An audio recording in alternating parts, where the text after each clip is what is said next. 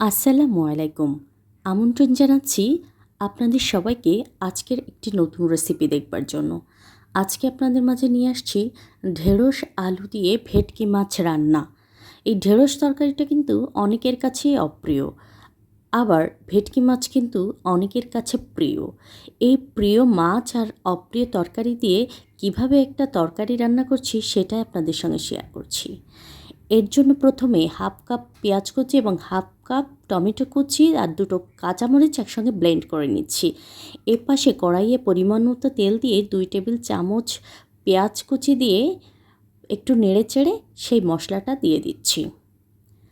তারপরে ভালো করে এই মশলাটা কষানোর আগে আমি এখানে দিয়ে দিচ্ছি 1 চা চামচ আদা বাটা এবং 1 চা চামচ রসুন বাটা। তারপরে এই যে শুকনো মশলাগুলো আছে এগুলোই দিয়ে দিচ্ছি। এখানে আছে 1 চা চামচ জিরা গুঁড়া, আধা চা চামচ ধনিয়া গুঁড়া, 1 চা চামচ শুকনো মরিচের গুঁড়া, পরিমাণ মতো লবণ এবং 1 চা চামচ হলুদের গুঁড়া। এগুলোই মশলার মধ্যে দিয়ে ভালো করে কষিয়ে নিব। আমি কিন্তু একটু একটু করে পানি দিয়ে এই মশলাগুলো কষাই। 2 থেকে 3 বার পানি দিয়ে এই মশলাটা কষিয়ে নিলে কাঁচা গন্ধটা চলে যাবে। তারপর মশলাটা কষানো হয়ে গেলে এখানে আমি অ্যাড করছি মাছ। আমি মাছগুলো ভালো করে দিয়ে দিচ্ছি এই মশলার মধ্যে। তারপর এই মশলার মধ্যেই মাছগুলো ভালো করে কষিয়ে নেব। এর জন্য আমি কিন্তু এখানে আর একটু পানি দিয়ে নিচ্ছি, তারপর ঢাকনা দিয়ে ঢেকে দিচ্ছি। 4-5 মিনিট পর ঢাকনা উঠিয়ে দেখছি মাছের কী অবস্থা। হ্যাঁ, মাছ প্রায়ই হয়ে গেছে। এই জন্য আমি আরও একবার একটু উল্টিয়ে নিয়েছি, তারপর আরেকটু রেখে উঠিয়ে নিচ্ছি। ভেটকি মাছ নরম হওয়ায় এই মাছগুলো কিন্তু খুবই সাবধানে আলতো হাতে উঠাতে হবে।